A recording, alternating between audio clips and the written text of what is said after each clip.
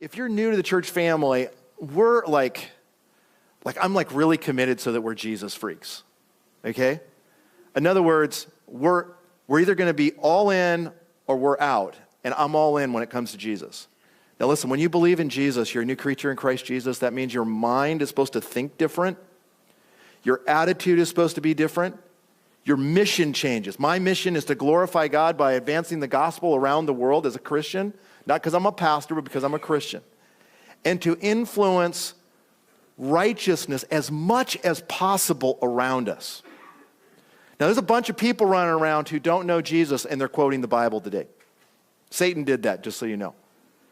And they're saying, love your neighbor. You Christians stay out of politics, stay out of government, stay away from school boards.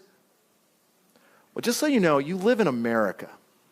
There's 26 different forms of human government over the last 6,000 years.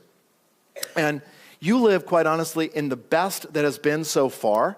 And if you don't believe that, it's just because you haven't traveled enough. Or you traveled to some place and you haven't been there long enough. So, for example, you went to Paris and you said, man, you were in like a little area of Paris and you just thought that was really great. But I'm just telling you, go out to the rest of France. I'm just telling you, you're living in the best that there has been. It's not perfect, but that kingdom's coming. We're going to talk about that in just a minute. But here's the deal. When the world quotes Jesus and says, love your neighbor, what they're saying is affirm every desire that they have, otherwise you're unloving. You're mean. You're an agitator. Just so you know, when Jesus said, love your neighbor, he said something before that. He said, love the Lord your God with all of your heart, soul, and mind. Then your neighbor as yourself. So if you really love your neighbor, as Jesus is describing, you're going to always be helping them orientate to God, towards God's righteousness, so that they might experience God's blessing. And because you're in a country where the government is of the people, by the people, and for the people, leadership matters because you can influence. Policies and laws matter because you can influence. Enforcement of those laws are necessary. Why? Because people are evil. People are evil, and that's why you have good laws, good leaders, and then you have good enforcement, and that includes judges, all of that stuff that comes into play in that. It's critical. You say, well, Christians should stay out of that. Well, let me just show you this. This was sent to me yesterday.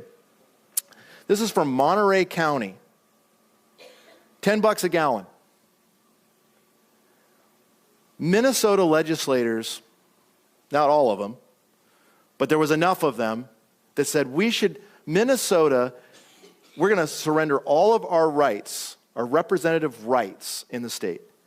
And whatever California decides in emissions, that's what we're going to do here in Minnesota.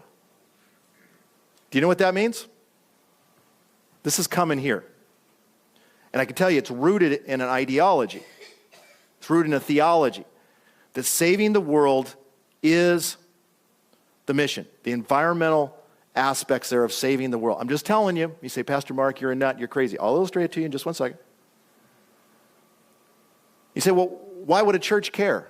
How many of you know we care for hundreds and hundreds and hundreds of people meeting basic needs every year? Hundreds and hundreds. Let me ask you a question. Is that going to increase or decrease?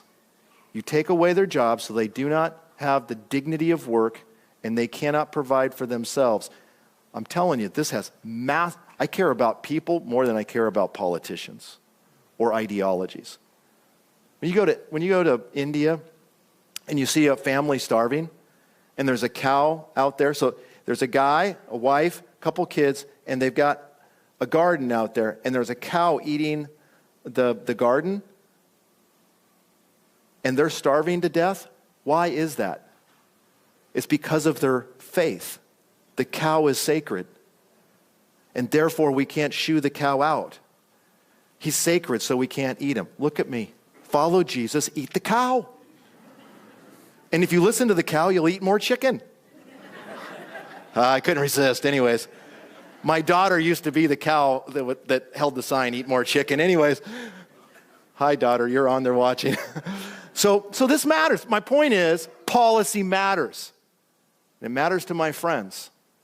And you say, why is this happening? Because of the idolatry of this day.